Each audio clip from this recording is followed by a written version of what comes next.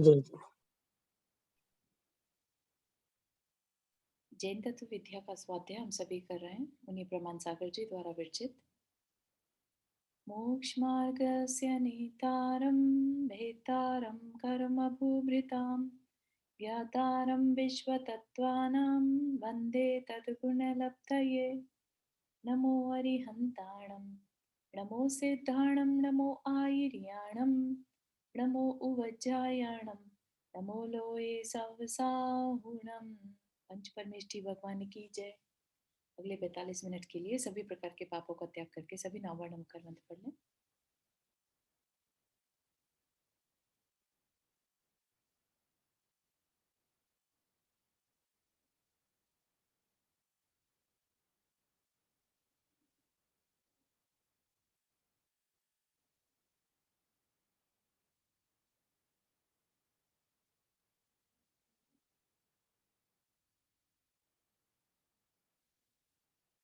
हम्म, तो जैन तत्व विद्या में हमारा जो प्रकरण चल रहा था, हमने बहुत अच्छे से श्रावक के धर्म को, गृहस्थ के धर्म को समझा और उसका जो अंत समय है सल्लेखना मरण, उसकी चर्चा चल रही है। ठीक है ना। और सबसे इम्पोर्टेंट टॉपिक है, क्योंकि अगर मरण समय आयु नहीं बंधी और परिणाम बिगड़ गए तो आगे का हमारा जो भव है वो खराब हो सकता है। भले ये अलग बात है कि ऐसा नहीं है कि जो हमने जीवन भर अच्छे परिणाम किए वो वेस्ट चले जाएंगे, वेस्ट तो नहीं जाएंगे, लेकिन फिर भी आयु बंध के समय कैसे परिणाम है उस बहुत ज्यादा उस चीज का मैटर करता है। ठीक है ना। और आयु बंध गई और उसके बाद परिणाम संभाल लिए तो हम एक बार को अपनी उस बंधी हुई आयु को बेटर बना सकते हैं। ठीक है ना। तो इसलिए परिणाम तो नो मैटर व्हाट संभाले ही रहना है ना। लेकिन फिर भी सलेखना इतनी स्पेशल क्यों है उसका हम वो सब समझ रहे हैं। तो जो हमारा डिस्कशन शुरू हुआ था इसमें कि आत्मघात और संलेखना अलग अलग चीजें हैं। ठीक है ना। सुनने में ऐसा लगता है संलेखना भी तो मरण है और आत्मघात करना भी एक तरह से अपना को खत्म करना है ना। लेकिन यहाँ पर शरीर को और कषायों को कृष करने से मतलब है।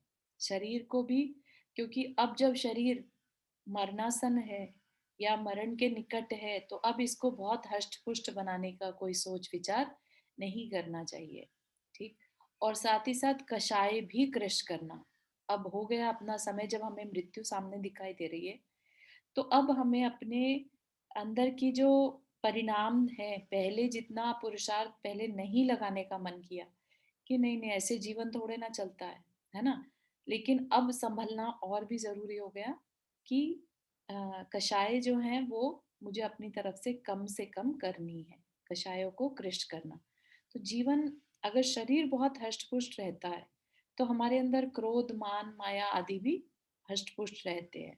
तो वो भी एक पीछे रीजन है कि शरीर को कंट्रोल करेंगे तब जाके कषाय कंट्रोल होंगी, है ना।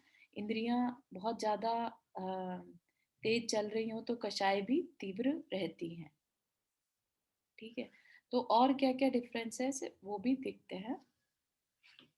क्या कह रहे हैं, संलेखना जीवन के अंत समय में शरीर की अत्यधिक निर्बलता, अनुपयुक्तता, भारभूतता अथवा मरण के किसी अन्य कारण के आने पर मृत्यु को अपरिहार्य मानकर की जाती है। ठीक है ना। किस समय करी जा रही है, जब लगे कि अब इससे ज्यादा जीवन नहीं चल सकता। ठीक है ना। और जबकि आत्मघात में क्या है, आत्मघात में मेनली तब होता है जब हम फ्रस्ट्रेट हो जाते हैं कि अब इससे ज्यादा नहीं सहा जाता, है ना। और क्या सोच के करी जाती है आत्मघात की भाई इसके बाद जीवन जैसे सारे दुखों का अंत ही हो जाएगा। ये ध्यान नहीं रहता कि जीव कंटिन्यू रहता है। तो नॉर्मली आत्मघात करने वाला मिथ्या दृष्टि जीव ही होगा और संलेखना करने वाला मोस्ट ऑफ द टाइम सम्यक दृष्टि जीव ही होगा, क्योंकि उसे पता है ये आत्मा ने आगे जाके जो शरीर धारण करना है और सुख दुख को सुख दुख आगे चल के जो मिलना है वो मेरे आज के परिणामों पर निर्धारित होता है। ठीक। तो ये बहुत बड़ा डिफरेंस है आत्मघात और संलेखना में। आत्मघाती के परिणामों में दीनता, भीति और उदासी पाई जाती है। है ना। भीति मतलब डरना।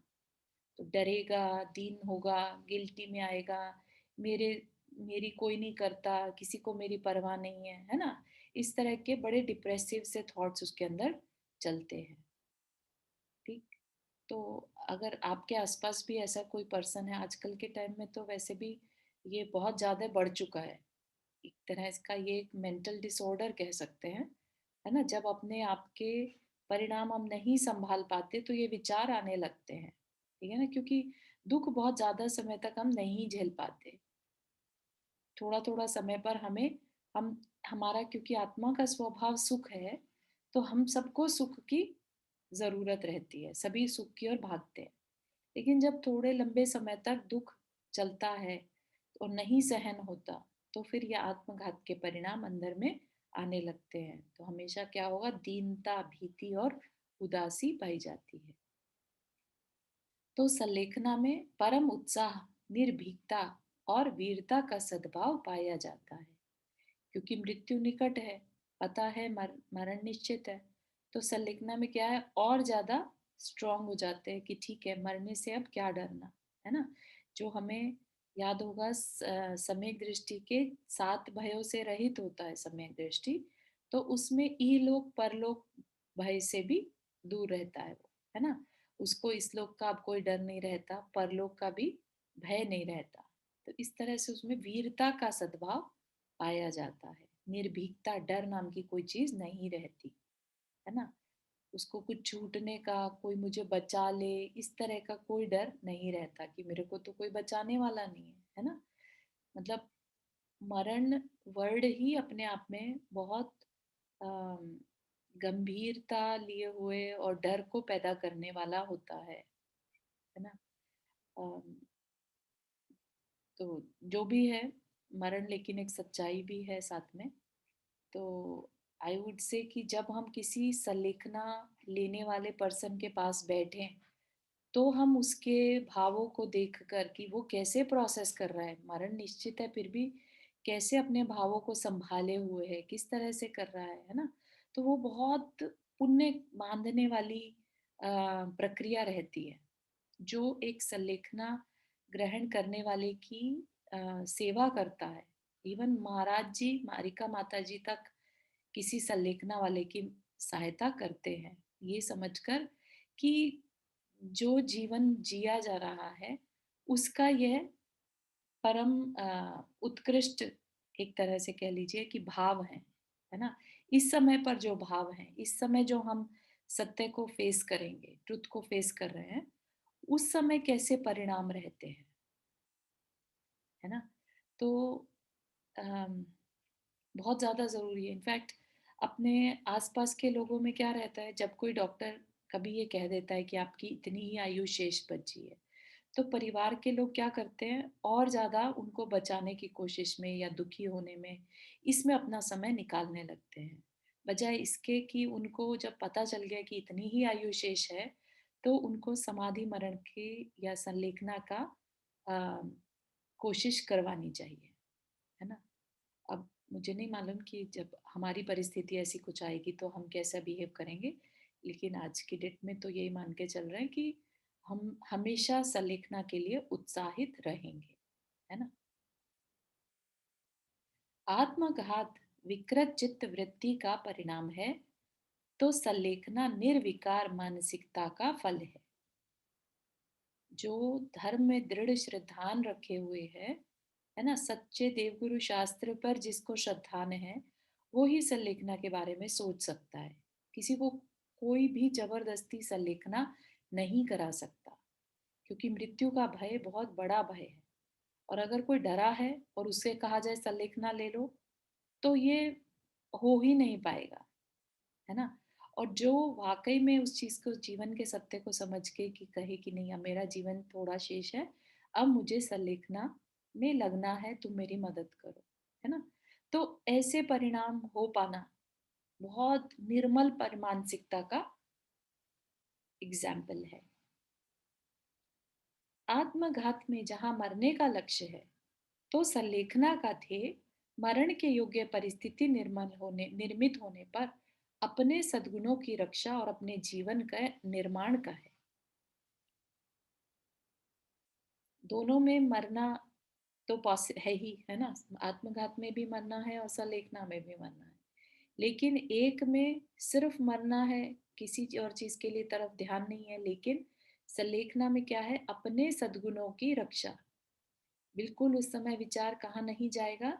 अपने दुर्गुणों की तरफ। हम क्या करते हैं सलेखना में? सबसे क्षमा मांगते हैं, सबसे अपनी अटैचमेंट को दूर करते हैं। जीवन भर जिन राग द्वेष परिणामों के साथ जीवन को जिया, है ना, अब उनसे अपने आप को छुटकारा छुट छुड़ाते हैं। ठीक है ना? सबसे क्षमा करते हैं जिनसे द्वेष है, और जिनसे राग है उनसे राग को कम करते हैं, दूर रहते हैं उनसे। ठीक है ना? तो एक तरह से समता की अवस्था में आते जाते हैं। एक का लक्ष्य अपने जीवन को बिगाड़ना है तो दूसरे का लक्ष्य जीवन को संवारना, है ना? तो ये क्लियर हो गया ना ये बात कि कैसे एक में जीवन लक्ष्य बिगड़ रहा है और एक में संवर रहा है। क्लियर हुआ ये बात? यहाँ पर ऐसा कोई भी होना नहीं चाहिए जो जो नहीं क्लियर है, क्योंकि संलेखना का टॉपिक बहुत जरूरी है क्लियर होना।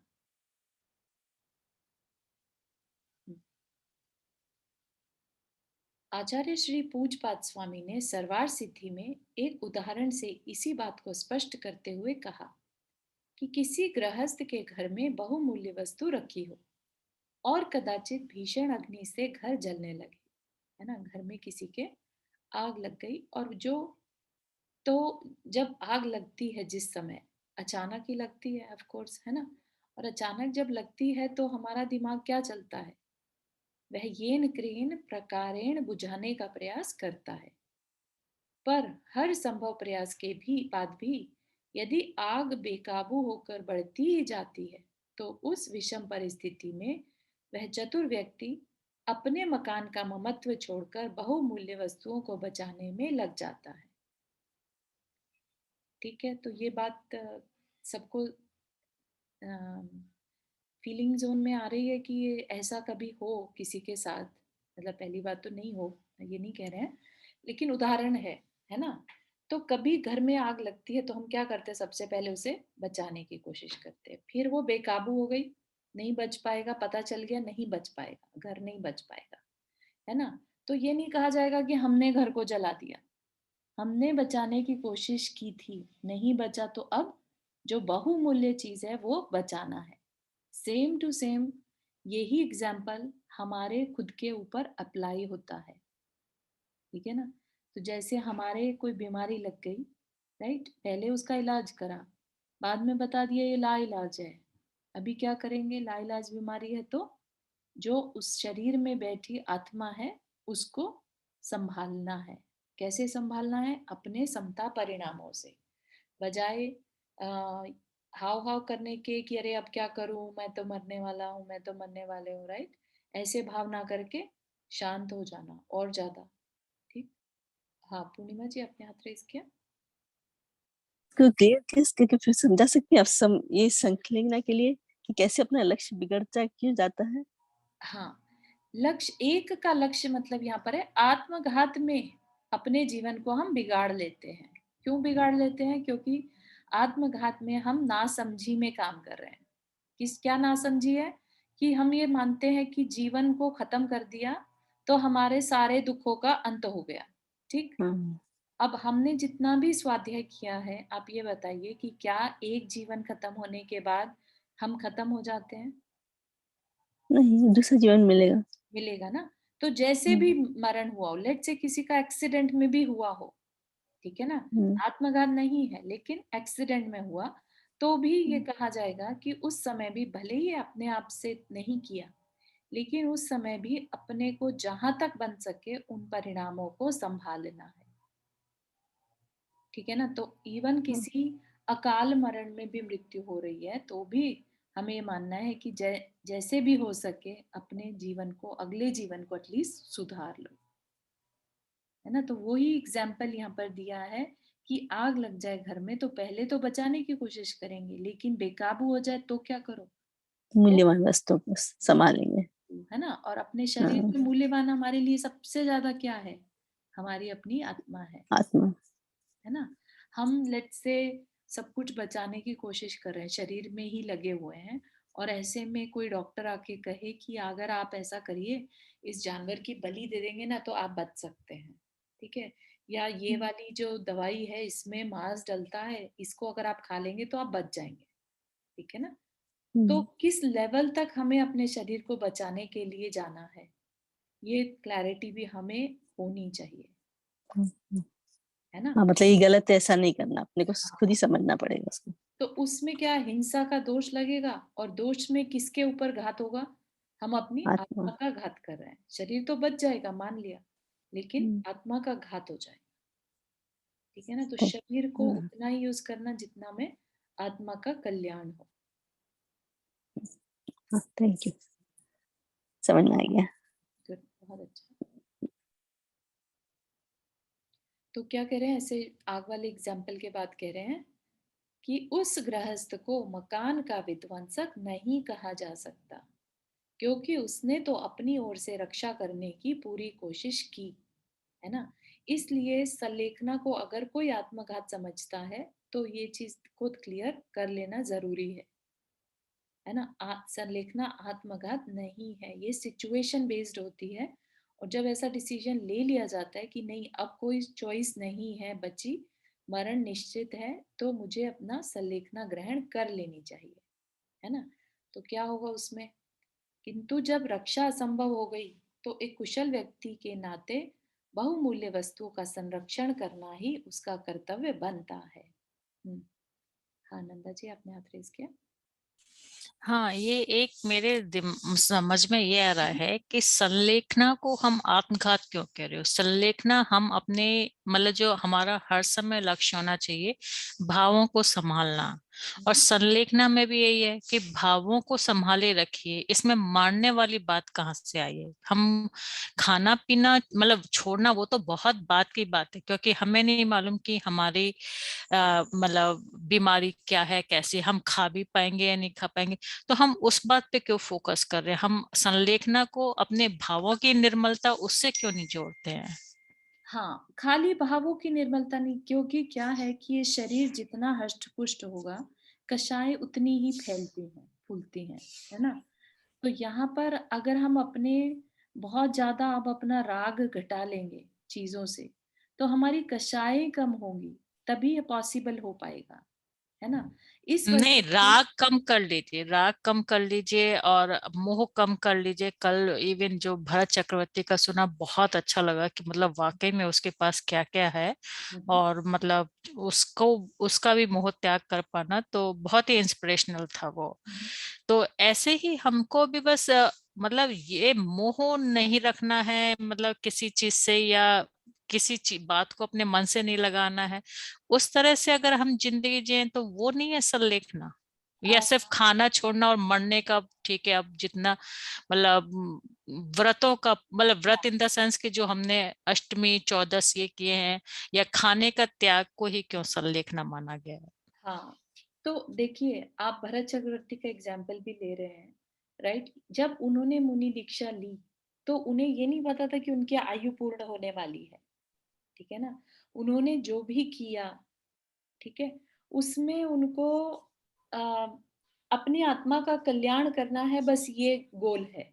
उसके लिए अब उन्हें उपवास करना है, या अपने शरीर में आहार नहीं डालना है ताकि अब कोई और बाहर की चीजें अंदर ना आए। तो जो भी एक प्रोसेस है उसको उन्होंने फॉलो करना अंगीकार करा, है ना। मैंने जहाँ एक कहानी सुनी, पता नहीं मैं सही हुआ नहीं, कि उनको तो कपड़े उतारते उतारते ही वो हो गया था, मतलब मोक्ष हो गया था, जो केवल जो केवल, भी हुआ था उनको हाँ केवल ज्ञान हो गया था। केवल ज्ञान हो मुक्ति गया था, निकल और गया। फिर वो मोक्ष हो गया था। तो मतलब उन्होंने उस समय तो इस तरह कोई कोई व्रत वगैरह इस तरह की चीज नहीं अपनाई थी ना, हम्म। कि मैं खाना छोड़ के मतलब मुझे एक अपना चीज, देह। सॉरी टू नंदा इंटरप्ट, जी, एक चीज मैं नंदा फिक्स जी, कर दूं, सभी को कपड़े इतना ज्ञान नहीं उतारते। होता है, सभी के पास इतना ज्ञान नहीं होता है। तो हमें जैसे आदमियों को तो वही जब अंतिम घड़ी आती है ना, तो मुनि महाराज जैसे मुनि महाराज को भी खाना याद आता है और सबको उसको समझाना पड़ता है। इसीलिए खाने के लिए बहुत ध्यान रखना पड़ता है। हाँ, अगर व्रत नहीं लिया होगा कि नहीं मैंने हाँ, तो संलेखना बहुत व्रत तकलीफ नहीं लिया, होती है। तो मुझे नहीं खाना है, क्योंकि उसमें क्या अनाज छुड़वाते हैं। ठीक है, तो अनाज का अगर छोड़ नहीं करा होगा तो फिर खाने का दिमाग में आता हाँ है। बहुत, उसके लिए धीरे धीरे खाने पर ही संयम करना पड़ेगा। हाँ। उसके बिना कुछ नहीं होता है। भूखा कभी रहना कभी बहुत, नहीं भूखा रहना बहुत तकलीफ वाला काम है। अब भूखे इतने रहे नहीं है ना, इसलिए अपने को पता नहीं। जब हमको सब बोलते हैं सब छोड़ दो, बाद में सब याद आता है खाना। वो मुनि महाराज ने तो गुलाब जामुन मांगे थे, कभी कुछ नहीं खाते। रात को गुलाब जामुन मांगे थे, फिर विद्यासागर महाराज वहां गए और उन्होंने समझाया, तो गुलाब जामुन लाके रखा और दिखा, ये गुलाब जामुन आपको खाना है। बाद में कहा कि देखो आप तो मुनि है, आपने दीक्षा ली है, आपको त्याग है, ये सब सब बताया सब। बाद में उसको रियलाइज हुआ, नहीं नहीं मैं तो साधु हूँ, मुझसे नहीं खा सकता, ले जाओ ले जाओ। और इतना बोलने से उसका सब हो गया, जीव निकल गया। तो ऐसा है, खाने वाली चीज तो बहुत बहुत ये जितना खाना मानते इतना बहुत आई तकलीफ वाली एग्री बात आई है। एग्री। आप आगे अभी थोड़ा प्रोसेस बताएंगे नंदा जी, आप देखिए। नहीं, और एक चीज बस मैं ये फिक्स करना चाहती हूँ कि जो भरत चक्रवर्ती कपड़े उतारते उतारते केवल ज्ञान नहीं होता, कपड़े उतारने के बाद उन्होंने पूरा एक अंतर मुहूर्त तक शुक्र ध्यान लगाया था, तभी केवल ज्ञान हुआ। हाँ, कपड़े उतारते उतारते केवल ज्ञान हुआ। It's just a simile, it's just a way of speaking, it's correct. Not. नहीं, वो ठीक है, ठीक, वो तो एक एक्सट्रीम केस था। और ना तो हमें केवल ज्ञान हो रहा है, ना हमें मोक्ष हो रहा है। लेकिन एक कहानी बार बार बस दिमाग में जब वो भी तो आती जाती है कि आप वो जो एक सेठ जी थे जो पूजा किए जा रहे थे और मन में प्यास थी, तो उनके भी तो भाव पता नहीं अब वो क्या कहें उसको, क्योंकि वो वही मेढक बात है बन ना, गए। कि वही बात है कि छोड़ना बहुत मुश्किल है। विचलित जितना भी धर्म करते हो ना, पर जब खाना पीना छोड़ने का आता है ना, तो बहुत तकलीफ वाली बात है। That is so true. मतलब अगर हम वो लोग सेठ, हाँ, अगर वो सेठ जो सामायिक में बैठे थे और उन्होंने अपने परिणाम नहीं बिगाड़े होते तो अगली गति उनकी सुधर जाती। लेकिन उन्होंने क्या किया, पानी के तड़प में, एक तो पानी की प्यास में और दूसरा अपनी पत्नी पर क्रोध, है ना, दोनों होने से उन्होंने अपनी गति अगली बिगाड़ ली। यही चीज यहाँ पर बताई जा रही है कि संलेखना में क्या है, मरण निश्चित होने पर अपने परिणामों को संभालना शुरू कर दो। तो संलेखना एक तरह का आपको रिमाइंडर है, यू नो। व्रत में जैसे होता ना कि नहीं, तुम्हें इंद्रियों के विषय के काम नहीं करने, ऐसे एक रिमाइंडर आता रहता, आज मेरा उपवास है, आज मेरा उपवास है ना। ऐसे ही संलेखना व्रत में हमारे को एक रिमाइंडर मिलता है कि अब मेरा मरण निश्चित है, मुझे अपने परिणाम संभालने हैं, येन केन प्रकारेण। ठीक है ना। बस इतना ही है, खाने पे इतना जोर नहीं है, लेकिन वो उसका कारण है, उसका एक साइंटिफिक प्रोसेस है। ठीक है ना। हाँ, ठीक ऐसा नहीं है कि खाना छोड़ना ही मेन पर्पस है, ऐसा नहीं। नहीं, लेकिन बिना खाना छोड़े आपकी संलेखना या धर्म में आप लग नहीं सकते, ये सच्चाई है। हाँ, नहीं, इसलिए है क्योंकि साइंटिफिक रीजन है उसके पीछे। ठीक है ना। तो इस वजह से छुड़ाया जाता है, उसका ये नहीं है कि नहीं नहीं खाना तो हर हालत में छोड़ना है, वो ही गोल है, ऐसा नहीं है ना। गोल है कि परिणाम संभालने हैं, जिसके लिए कि खाना छोड़ना is important, one of the step. ठीक है, अभी देखेंगे अपन और आगे इसमें, तो थोड़ा और क्लियर होगा। ओके, थैंक यू जी। हाँ, संलेखना इज नॉट ओनली जस्ट कि खाना छोड़ना है, बट हमें मेन थिंग पहले तो ये है कि हमें कषाय बिल्कुल कम कर देना है, छोड़ देना है पर कषाय। सब कुछ छोड़ सकते हैं। देखो कपड़े कम कर दे सकते हैं, दागिना ज्वेलरी निकाल सकते हैं, पैसे निकाल सकते हैं, घर छोड़ सकते हैं वो, पर जब खाने वाली बात आती है ना, तब थोड़ा प्रॉब्लम हो जाता है। आप जब उपवास करेंगे ना, तो उपवास के दूसरे दिन पारणा करने का टाइम हो जाएगा, और अगर पारणा नहीं किया तो मन उसमें जाएगा ही जाएगा। वो भी है, ऐसा है खाने वाली बात। ज्यादा बढ़ जाते हैं, उम्मीद बढ़ जाती है ना कि खाना मिलेगा, है ना, और नहीं मिलता तो हाँ, हो जाता है। हाँ, नहीं मिलता है टाइम पे, तो भूख लगी है और आपको देखो, आप कभी ट्राई करना, भूख लगी है और नहीं मिलेगा तो मन में बेचैनी आ जाती है। हाँ, लेकिन ना इसमें ये बात अभी नक्की किया है कि आज मेरे को उपवास है, तो नहीं, इतना नहीं होगा, पर जब पारणा वाला दिन आ जाएगा और जिस दिन खाने का है, तो उस दिन मन बेचैन हो जाएगा। क्योंकि आज खाने वाला है, ऐसा हो, मेरा अनुभव ऐसा है। मतलब खाने पीने का मन कम कर देना चाहिए, मतलब उसमें मोह नहीं लगाना चाहिए। राइट। पूर्णिमा जी धीरे धीरे आगे देखते हैं।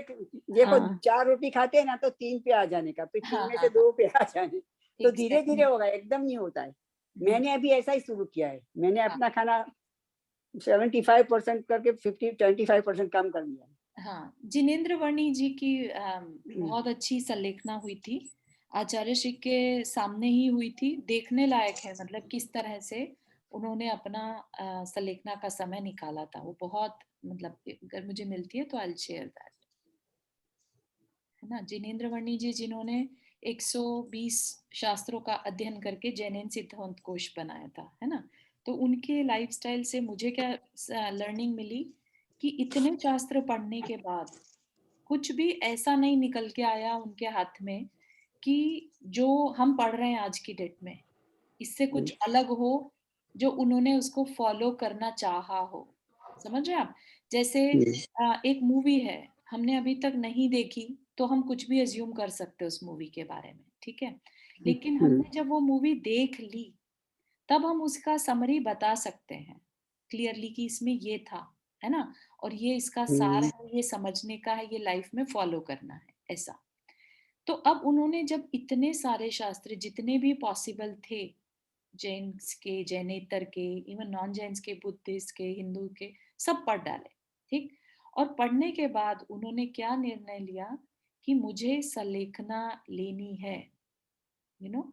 तो इसका क्या मतलब है कि जो हम चीज की गहराई अभी हम नहीं पकड़ पा रहे हैं, लेकिन हमें उसी की तरफ जाना होगा, हमारे आदर्शों को देखते हुए, कि कुछ तो है जो हम भले ही नहीं पकड़ पाए अभी, लेकिन अगर हमारे से बड़ों ने की है इतना ज्ञानी होने के बाद, तो कुछ तो था जो इम्पोर्टेंट है ना। तो उस रहस्य तक अपने को पहुंचना चाहिए, ठीक है। तो अगर अपने, जानेंगे तो प्रिपेयर रहेंगे इसके हाँ, लिए, ऐसा है। हाँ, बिल्कुल। तो ऐसे में बस अपने को अभी थोड़ी सी पेशेंस रख के और समझते हैं कि क्या है आगे, है ना। कुछ कह रहे हैं रीटा आंटी? हाँ,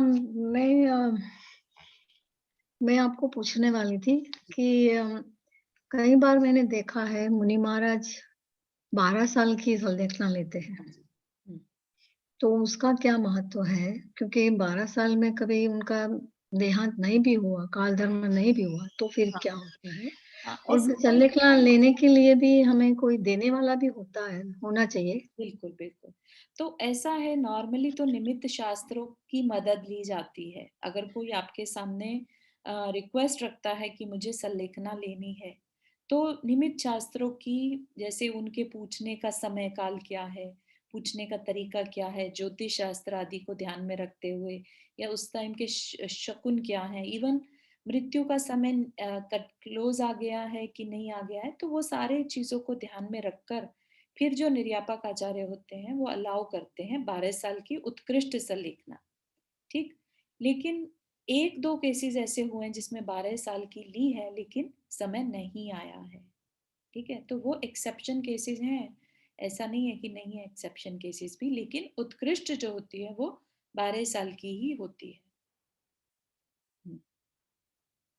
ठीक है। यूट्यूब में एक माता जी की संलेखना, उन्होंने 12 साल की संलेखना ली, उनकी देहांत नहीं हुआ, तो फिर उन्होंने मृत्यु को अंगीकार कर लिया, फिर उसके बाद उन्होंने सारे आहार जल का त्याग कर दिया और फिर उनकी मृत्यु हो गई, जबकि 12 साल की संलेखना के बाद भी उनकी मृत्यु नहीं थी। उन्होंने खुद ही बताया ये बात कि मेरे को 12 वर्ष हो गए, लेकिन अपने तो ऐसे एक्सेप्शंस रहते हैं, लेकिन इसमें थोड़ी सी उतावली हो जाती है, या हो सकता है निमित्त शास्त्र जो है ठीक से पढ़ा ना गया हो, ऐसा कुछ हो सकता है। अब उनमें क्या ये दोष, निमित्त शास्त्र उनके मतलब देखकर उनकी आयु का अनुमान लगाया जाता है। हाँ हाँ, उनके शरीर के हाव भाव देखकर, और जो ज्योतिष शास्त्र रहता है ना, उसमें भी बहुत सारी चीजें होती है। प्रश्न करने वाले का प्रश्न किस तरह से पूछा गया है और किस काल में पूछा गया है। यदि आपको ध्यान हो, रावण की माता ने कुछ ऐसे काल में प्रश्न किया था कि उनके राजा ने बोला कि अगर तुम यही क्वेश्चन और तो इस टाइम में पूछती तो शायद आंसर कुछ और होता। समझ रहे हो? तो इतना भी मैटर करता है। तो सारी चीजों के जानने वाले जो होते हैं वो प्रश्नकर्ता के आधार पर जवाब दे सकते हैं कि अभी आपका समय आ गया है या नहीं आया, आज के जमाने में इतनी नॉलेज है लोगों किसी में? हाँ, होती है। हाँ हाँ मैंने है ना। देखा हाँ, है, मैंने बहुत देखा है। बहुत छोटी वो- चीज है ये वाली तो, इतना हाँ तो मैंने देखा है। साधारण से ज्योतिष जो लोगों के वो पास जो भी लोगों के पास ध्यान में बैठते हैं और हाँ, मेडिटेशन करते हैं और ध्यान करते हैं ना, उसके पास आ जाता है। आ जाए जब मेरी माँ विद्यासागर महाराज के दर्शन करके वापस जा रही थी जी। और रास्ते में उसका एक्सीडेंट हो गया, तो विद्यासागर महाराज ने बोला यहाँ से जो औरतें गई है जाओ, उसका एक्सीडेंट हुआ है। और उन लोगों ने आदमियों को भेजा वहां, क्योंकि 5 लेडीज ही थी हाँ, आचार्य और श्री टैक्सी लेके गए थे। तुरंत विद्यासागर ने बोला, और उसमें से एक जन तो मर गया और बाकी का सब रहे। मेरी माँ उसमें तो थी। एकदम क्लियर बता बहुत साल पहले, ये तो 30 साल पहले की बात है, पर ऐसा हो सकता है। ये चीजें आ जाती है नंदा जी, वेरी ट्रू। ठीक है वो ना? केसर वाला सुना है आपने? हाँ केसर का टिक्का लगाने से 2 से 6 घंटे में अगर नहीं सूखे तो मृत्यु पास आ रही है, ये सुना है आपने? हाँ हाँ जी, सुना है। बहुत जी। सारी चीजें हैं जिनसे पता हाँ। चलता है। फिर आंखें अपनी जब झपकनी होती है ना, आंखें, वो तो भी ऐसा होता है। और कान की जो बूट होती है ना, वो अपनी टर्न हो जाती है थोड़ी, हाँ हाँ, तो भी सारी चीजें हैं, वाह, सारी नजदीक शास्त्रों में। में बताई है एक्चुअली किस शास्त्र में बताइए? एक्चुअली एक कल्याण कार्यक्रम करके शास्त्र है अपना, जैन आचार्य ने लिखा है। अगर आपको मिले तो उसमें मृत्यु के चिन्ह। अच्छा, नहीं जानना है, क्यों जानना है? नहीं जानो, सही। जान के ऊपर टेंशन आ जाएगी, उसे मत जानो, जब आने का आएगा। कुछ नहीं है। हाँ, क्योंकि अधूरा ज्ञान और ज्यादा नुकसान वाला होता हाँ, है। नहीं जानने का, जब होना है हो भी रहेगा, जानोगे कि नहीं जानो। हाँ। अपने को अपने अंदर से तबीयत खराब होती है ना, तो अपने आप, मेरे हस्बैंड अभी 2 साल पहले गुजर गए ना, तो 1 हफ्ते पहले वो बोले थे अभी मैं ज्यादा जीने वाला नहीं हूँ, मेरे को ऐसा लगता है मैं मर जाऊंगा। तो मेरे को ऐसा क्यों, वैसे वैसे मौत आती है, और 1 हफ्ते में ही वो चले गए। अच्छा अच्छा, सॉरी टू हियर। कभी कभी अंदर से पता लग जाता है, हाँ हाँ पर हाँ हम नहीं समझ सकते हैं। हाँ। अगेन जिनेंद्र वर्णी जी का एग्जाम्पल, उन्होंने अपने कान के मैल को सूंघकर बता दिया था कि इतनी तारीख को इतने बजे इतना समय मेरे पास बचा है, बस। चारू, आपने ये सब कहाँ पे पढ़ा? ये सब कोई बुक है क्या जिसमें? हाँ। जिनेंद्र वर्णी जी का सुधा सागर महाराज जी ने बताया हुआ है। अच्छा। और हाँ, उनकी सागर महाराज के पास बहुत नॉलेज है, पर उसका मैं सुनती हूँ जिज्ञासा समाधान, तो उसमें तो बहुत अच्छे अच्छे जो आंसर देती है वो। हाँ, ये वाला जो सुनती है हूँ। सुधा सागर महाराज जी ने बताया था, क्योंकि उस समय सुधा सागर महाराज जी वहीं थे उनकी संलेखना के समय, तो इसलिए वाह, कितना मतलब धर्म करने से और परिणामों की निर्मलता से कौन कौन से ज्ञान नहीं उत्पन्न हो जाते। हाँ ये सब ज्ञानावर्णी कर्म का क्षम ही तो है। बिल्कुल बिल्कुल बिल्कुल। जाति स्मरण होना, पुरानी चीजें याद आ जाना, और जब पुरानी चीजें याद आती हैं तो हमें मृत्यु पर और ज्यादा ये हो जाता है कि हाँ, अगला जीवन भी है ना, पिछला था तो अगला भी होगा, तो और ज्यादा सम्यक दर्शन में कारण बन जाता है। तो आज की डेट में हम सब भूले हुए हैं, है ना, इसलिए हमें इन चीजों पर जल्दी से यकीन करना मुश्किल हो जाता है। लेकिन मुझे तो ऐसा लगता है, जैसे अपने गुरु को अगर हम पकड़ लेते हैं ना, कि बस उन्होंने किया तो मुझे भी करना ही है, इसलिए अच्छी बात है। सत्यदेव शास्त्र गुरु पर दृढ़ श्रद्धा, उसकी दृढ़ता, है ना, फिर हम और पता है कि जो प्रश्न पूछो और सच्चे मन से पूछो तो उसके आंसर्स भी आ जाते हैं। हाँ, वो खुद को भी आ जाते हैं, हाँ। और सामने वाला भी आपके प्रश्न के स्टाइल से इवन बता देते हैं कि इसका आंसर यस होगा कि नहीं होगा। चलिए आगे चलते हैं। ठीक है, इसी ये हाँ, ये जिनेंद्र वर्णी जी पुष्कर जी का लाइक ये वो तीर्थंकर होने वाला है, ऐसा सुना है। जिनेंद्र वर्णी जी, या अभी नहीं, अभी हाँ, वो के लिए भी ऐसा कहीं सुना नहीं है मैंने। नहीं, वो आप डॉक्टर संजीव गोंदा के प्रवचन में है। आप अगर मिले तो प्लीज शेयर कीजिएगा। ओके ओके ओके मैंने कहीं और से नहीं सुना है ना। Okay okay okay, thank you. चलिए ठीक है, तो इसी प्रकार रोग आदिकों से आक्रांत होने पर एकदम से संलेखना नहीं ली जाती। साधक तो शरीर को अपनी साधना का विशेष साधन समझ यथासंभव रोग आदिकों का योग्य उपचार प्रतिकार करता है, किंतु पूरी कोशिश करने पर भी जब रोग असाध्य दिखता है और निः प्रतिकार प्रतीत होता है, निः प्रतिकार मतलब दूर होना उसका संभव नहीं दिखता, तब उस विषम परिस्थिति में मृत्यु को अवश्यम भावी जानकर अपने व्रतों की रक्षा में उद्यत होता हुआ अपने संयम की रक्षा के लिए समभाव पूर्वक मृत्युराज के स्वागत में तत्पर हो जाता है। समभाव पूर्वक मृत्युराज के स्वागत में मतलब मरण काल को एक्सेप्ट करने के लिए, है ना। और इसमें मैं अगर 2 मिनट लेना चाहूंगी, मुझे अपना खुद का एक बार अपना मैंने ड्रीम्स मुझे बहुत ज़्यादा आते हैं, तो मैंने अपना ड्रीम में अपने मरण को बहुत क्लोजली देखा है कि मुझे 2 लोग लेने आ गए थे एंड दे सेड कि आपका टाइम हो गया, आपको चलना है, you know. And that time I used to do even more स्वाध्याय देन टुडे। तो मुझे ऐसा लगता था हर टाइम दिन जैसे डे टू डे में लगता था कि I am ready for anything, any kind of situation. तो जब ड्रीम में ऐसा देखा तो I felt I am not ready. क्यों? क्योंकि मुझे अपने परिवार के सारे लोग लाइक मेरा husband and kids, I saw them crying and I felt कि मैंने इनकी कोई तैयारी तो करी नहीं है, मैं कैसे जा सकती हूँ। ऐसा सब कुछ ड्रीम में मेरा थॉट प्रोसेस चल रहा है, ठीक है। तो then I told them those 2 people कि आपको कोई गलती लगी है एंड मेरा टाइम अभी नहीं आ सकता, अभी नहीं है। एंड देन दे सेड कि नहीं, आपका आ गया टाइम, आप इस रूम को छोड़ के आप कहीं नहीं जा सकते, you know. And then I just saw कि I am laying down on a bed and दोनों बच्चे एंड हस्बैंड साइड में बैठे हैं and they are crying and I could not do anything. और मेरे हालत जो थी वो मुझे ही मालूम है। अंदर से मुझे हो रहा था कि मैं इनके लिए क्या ही कर दूं, मेरे पास जितना समय बचा है मैं इनके लिए क्या कर दूं, यू नो। एंड देन सुबह हो गई ड्रीम में ही and I told those 2 people कि देखो तुम्हें गलती लगी थी, मेरा समय अभी नहीं आया है, यू नो। तो ये ड्रीम देखने के बाद मुझे ऐसा लगा मॉर्निंग में, मतलब हालांकि बहुत मन भारी हो रहा था, ऐसा लगा कि हम जो सोचते हैं वो एक्सेप्ट कर पाना इतना इजी नहीं रहता। बोलना आसान लगता है लेकिन जब करने पे आते हैं हम, तो हम शायद नहीं रेडी हैं अभी भी, यू नो।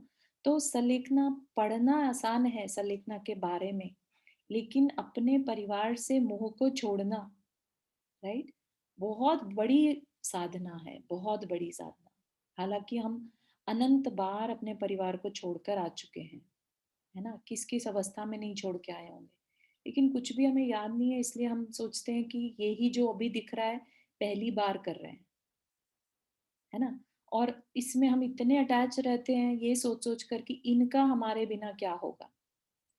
हालांकि अच्छी बात ये थी ड्रीम में कि मुझे अपनी चिंता नहीं थी कि मेरा क्या होगा, नहीं, इनका क्या होगा, ये कैसे रहेंगे, मैं इनकी क्या तैयारी कर दूं, बस उतना ही दिमाग में था, है ना। अगर मुझे ये सोल्यूशन दिख जाता वहां पर ड्रीम में ही कि मैंने इनकी तैयारी तो कर दी, सब कुछ शांत है, सब कुछ बढ़िया है, तो शायद मेरे परिणाम शांत रहते, राइट। लेकिन मेरे को अपने अंदर का केओस उस टाइम का वो दिखाई दे रहा था। तो उससे क्लैरिटी इतनी हुई मुझे कि नहीं, आई एम नॉट रेडी, जो मैं सोच रही थी स्वाध्याय वगैरह करके कि अब हर सिचुएशन के लिए हम रेडी। तो जस्ट एक शेयर करना चाहा कि खाली पढ़ने से भी कुछ नहीं रहता जब तक कि ये सिचुएशंस को हम बहुत दृढ़ता के साथ, और जब भी अपॉर्चुनिटी आए हमेशा पॉजिटिव लेकर कि ये जो सिचुएशन आई है अब मेरे लिए ये समता भाव धारण करने के लिए पोजीशन सिचुएशन आई है ना। ऐसा करते करते अगर हम कोशिश में अपनी डाल लें, प्रैक्टिस में डाल लें, तो हो सकता है कि जब संलेखना का समय आएगा, मरण समय पास होगा, तो भी हम समभाव रख पाएंगे। नहीं तो हम इतने विचलित हो जाएंगे कि हम कहेंगे हमें संलेखना नहीं, हमें तो बस बचा लो, है ना, हमें तो और जीना है, हमें तो अभी तुम्हारे साथ रहना है, अभी दिमाग में बस यही चल रहा होगा, ठीक है ना। तो इसलिए प्रैक्टिस में दिन रात हमारे समभाव की महत्ता बनी रहे। चारू जी, ये सिर्फ आपकी मनोदशा नहीं है, ये उम्र की वो है, और हम सब अपने बच्चों को छोड़ के अगर जाने की बात हो, अगर वो लोग नहीं सेटल्ड हैं, हाँ। अगर अभी मेरे बच्चों की शादी हो जाए और वो लोग वेल सेटल्ड हो तो फिर जाना अलग बात है। तो मतलब समय की बात है ना, अभी रेडी नहीं है। तो मतलब मेरे को ये थोड़ा सा क्यूरियोसिटी हो रही है, क्योंकि शायद ये सपना मतलब आवाज हम मुझे भी आती है, तो क्या मृत्यु के समय कोई लेने आता है, ये अलग बात है। तो ये बस जानना चाह रही थी, क्योंकि मैंने भी एक बार देखा कि मैंने किसी की मृत्यु देखी है जो कि 28 दिसंबर 2022 को, सॉरी 28 अगस्त 2022 को होगी।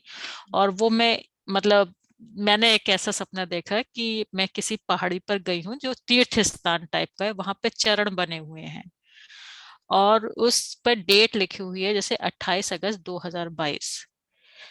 तो मतलब मैं ये मेरे को बहुत ये क्यूरियोसिटी होती है कि जन्म और सॉरी मृत्यु निश्चित समय पर ही होती है कि ये एक्सीडेंट की वजह से चेंज हो जाती है डेट। चेंज भी होती है नंदा जी, अपने में तो हाँ वो मैं वही ना, अकाल मृत्यु अब मेरे को भी समझ में आया, पहले नहीं मालूम था मुझे। तो वह फिक्स भी होती है, जब हम अपनी आयु बांध लेते हैं ना तब हाँ नहीं रहता। वो पड़ा। बस फिर वहां पर ये भी मैंने देखा कि दो लोग बैठे हुए थे तो उनको ये अच्छा नहीं लगा, मैंने वो डेट पढ़ ली क्योंकि वो फ्यूचर की डेट है। ओके ओके, नहीं मुझे नहीं मालूम इस बारे में, आई डोंट थिंक ऐसा कुछ होता है, मे बी हमने मूवीज में देखा है। ये पहले की कहानियों में पढ़ा, यमराज होते हैं, ये वो होते दिमाग में हैं। हो सकता है ऐसा हो, लेकिन जो दिखाई दिया मैंने शेयर किया, इसमें आई डोंट थिंक ये एक तरह से बस अवेयरनेस या अवेकनिंग है, दैट्स ऑल।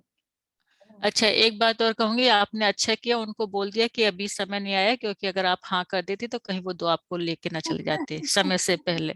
अच्छा किया आपने मना कर दिया उन्हें। वो नहीं मालूम, वो तो अवेयरनेस थी ही नहीं ना, ड्रीम चल रहा था, राइट। नहीं ड्रीम में भी मैंने तो मतलब ड्रीम देखा में भी है। अवेयरनेस होनी चाहिए। नहीं आपने अच्छा किया मना कर दिया, कभी भी हाँ नहीं करना तब तो चाहिए कि कर हाँ चलो सकते जी हैं। चलो हम हाँ, चले। That's why I am very strong. बिना समाधि मरण के नहीं जाने वाले। ठीक है, चलिए।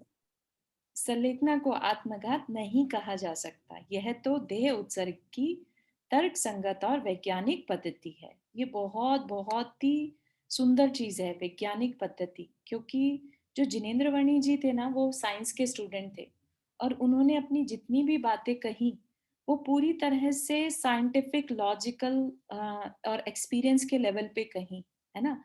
और इतना होने के बाद भी जब उन्होंने संलेखना मरण को अंगीकार किया तो दैट वाज रियली, मेरे लिए एटलीस्ट बहुत दृढ़ता का मोमेंट है कि नहीं, इससे मतलब जिसका भी मरण हो संलेखना या समाधि मरण के साथ ही हो, क्योंकि इसके रहस्य को भले ही हम नहीं पकड़ पा रहे लेकिन कुछ तो है ना। हाँ, भूमिका कुछ शेयर करना चाह रहे हैं? You are on mute. हाँ, चारुजा जी ने तो यहाँ पर ये क्वेश्चन है, जैसे अभी आप बता रहे थे कि कोई माता जी या कोई महाराज जी का 12 साल के बाद भी नहीं हुआ, फिर उन्होंने आहार जल का संपूर्ण त्याग कर दिया, राइट। तो क्या उसको आत्मघात में गिना जाएगा फिर?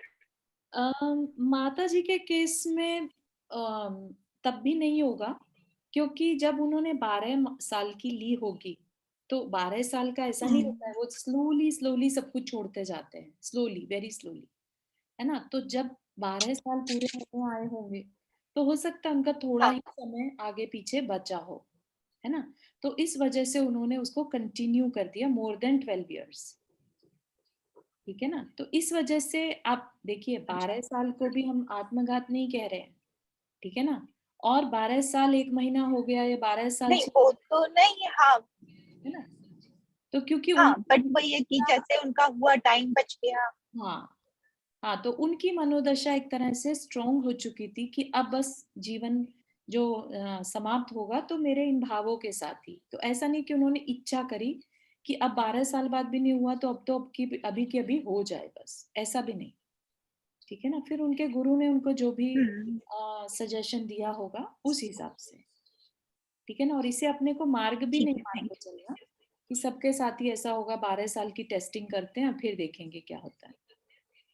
नहीं नहीं, वो तो मैंने पूछा था पंडित जी महेश जी से, लास्ट डिस्कशन में, प्रवचन में बात हुई थी, तब उन्होंने ये बताया था कि महाराज जी देख के बता देते हैं, ऐसे आप वो किसी को भी ऐसा नहीं देते 12 साल का, वो देख के बता देते हैं कि आपकी अभी क्या है अवस्था, वो बात करने की, जैसे आपने अभी निमित्त शास्त्र बताया ना, तो उन्होंने बताया था कि ऐसे ही देख के देते हैं।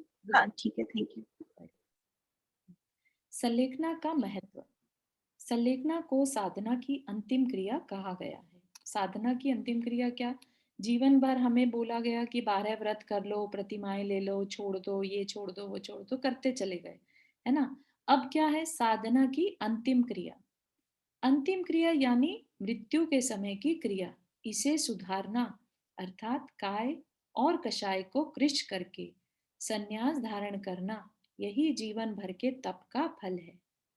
जिस प्रकार वर्ष भर विद्यालय में जाकर अध्ययन करने वाला विद्यार्थी यदि परीक्षा में नहीं बैठता तो उसकी वर्ष भर की पढ़ाई निरर्थक हो जाती है, उसी प्रकार जीवन भर साधना करते रहने के उपरांत भी यदि संलेखना पूर्वक मरण नहीं हो पाता तो साधना का वास्तविक फल नहीं मिल पाता।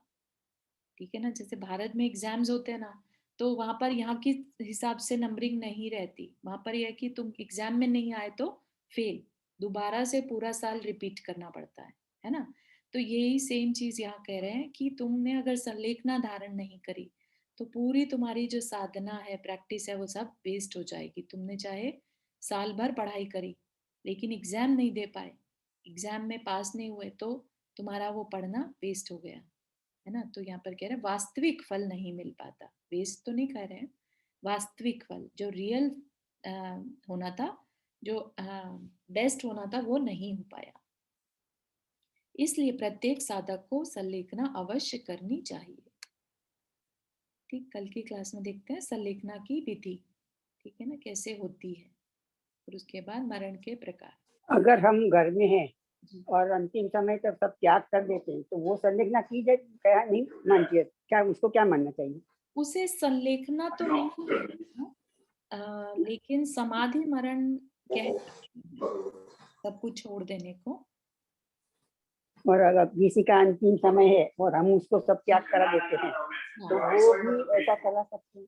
हाँ हाँ हाँ, कराना ही चाहिए, क्योंकि जितना बन करे उतना संलेखना पूरी सोच समझ कर लिया हुआ है ना, तो वो एक उसकी प्रक्रिया। तब किसी कोई बीमार हो गया, हाँ, अभी मेरी बहू की मम्मी का भी ऐसा हुआ था कोरोना में, तो वो पता चल गया कि अभी वो ज्यादा नहीं जीने वाली है, तो फिर हमने सब लिख के दिया कि ऐसा ऐसे सामने बोलो, तो घर सवेरा सब कपड़े, अनाज, पानी, सारे प्रकार का आहार का त्याग सब हमने उसको काम में बोल दिया, और बाद में 5 मिनट के बाद उनका मृत्यु हो गया। Okay okay. तो गृहस्थ की समाधि और मुनि की समाधि में डिफरेंस। अच्छा, वो भी बात नहीं जाता है, राइट? क्या चीज, सॉरी? नहीं, वो भी समाधि मरण में नहीं आता है, पर वो सुमरण में आ सकता है, राइट? सुमरण, हाँ हाँ, बिल्कुल सही, बिल्कुल सही है, और उसका प्रभाव जरूर पड़ता ही पड़ता है। मरण समय सब कुछ छोड़ दिया और भाव शांत रख लिए तो सदगति नियम से होगी ही होगी। बहुत अच्छा। और किसी को कोई question before we end the class? मुझे है। हाँ हाँ सर, बोलिए। अगर संलेखना का ही सबसे ज्यादा पुण्य मिलता है? पुण्य तो कहेंगे, मतलब पुण्य सबसे ज्यादा फल, हमारा जो जीवन का कल्याण है, आत्मा का कल्याण है, वो संलेखना से होता है। तो अगर मरण टाइम लेट्स से अगर हमने कुछ थोड़ा बहुत छोड़ा, अन्न थोड़ा बहुत छोड़ दिया, पानी छोड़ दिया, या रात में खाना छोड़ दिया, लेट्स से संलेखना नहीं ली, तो उसका भी प्रभाव पड़ता है, फल मिलता है उसका? जो छोड़ेंगे उतना तो फल मिलेगा ही मिलेगा, है ना। इट्स जस्ट लाइक कि 100 आउट ऑफ 100 नहीं आए, लेकिन 100 में से 50 तो आए, है ना, 100 में से 60 तो आए। जो जितना छोड़ पाएंगे उतने उतने परसेंट तो मिलेगा ही मिलेगा। कुछ भी नहीं लिया तो फेल कहे जाते हैं, फिर तो परिणाम किए वैसा मिल जाएगा, राइट, लेकिन उसमें एडिशनल नहीं मिलेगा, एक तरह से एक्स्ट्रा क्रेडिट्स कहते हैं ना जिसे।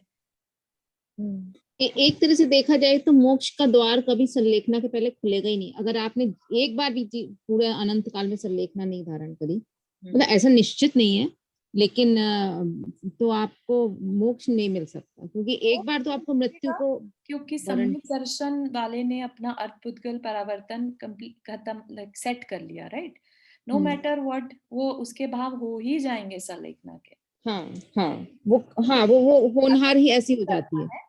तो 7-8 भवों में अगर किसी को अपना मरण करना है तो उसके लिए संलेखना ही एक रीजन है नहीं, मार्ग। वो हो ही जाता है, मतलब जैसे जैसे आम फल ऋतु आती तो आम फलते हैं ना, वैसे वो अगर आपने सम्यक दर्शन प्राप्त करा तो संलेखना भी होने लगती है। होगी, अंदर के भाव बनने लगते हैं। हाँ, भाव ही ऐसे बनने लगते हैं।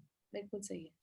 और फिर भाव बनते हैं और पुण्य के कारण आपको लोग भी मिल जाते हैं। बिल्कुल निमित्त मिल जाते हैं, वही उसको ही अतिशय पुण्यानुबंधी पुण्य कहते हैं। हाँ, जैसे मेरी मम्मी के संग ऐसा हुआ कि मतलब उनको भाव भी बन गए, उनका जो भी था मतलब वो, लेकिन बहुत मंद कषाय थी, बचपन से ही वो मंद कषाय परिणामी थी। हाँ वैसा ही होना चाहिए एक्चुअली। और पता है मोस्ट ऑफ द टाइम पे लोग उन्हें बुद्धू भी मतलब उनके मंद कषाय इतने रहते थे कि लोग उनको सोचते थे ये सही डिसीजन भी नहीं लेती है, हाँ। लेकिन अंतन मन से वो शायद माफ करने वाले डिसीजन लेती होंगी। लेकिन अगर आप नॉर्मल बहुत सी स्त्रियों को से कंपेयर करो तो वो इतनी तेज होती है, लगता है वाओ कितनी होशियार लेडी है।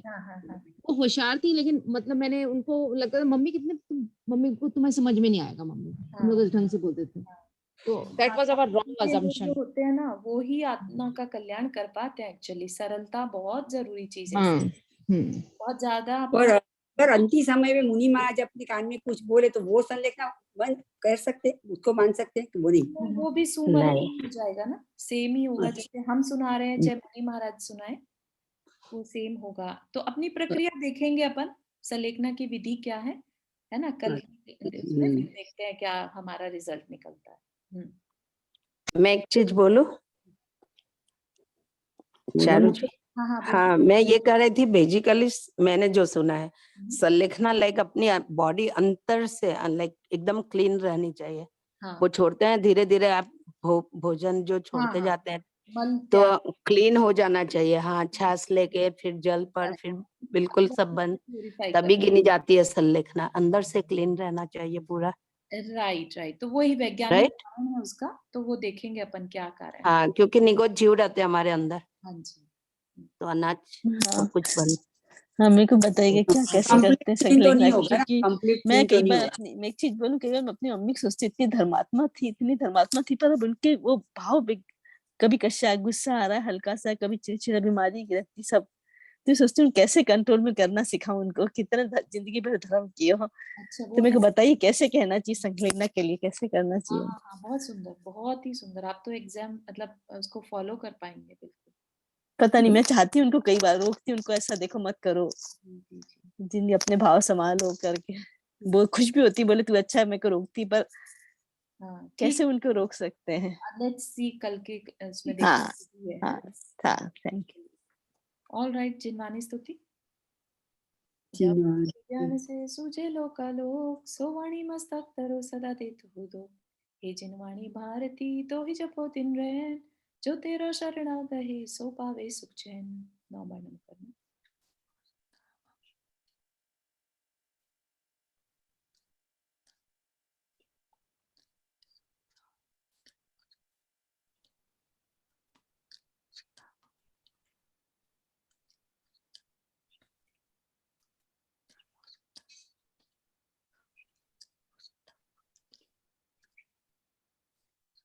जय जिनेन्द्र। जय जिनेन्द्र। जय जिनेन्द्र। जय जिनेन्द्र सभी को। जय जिनेन्द्र।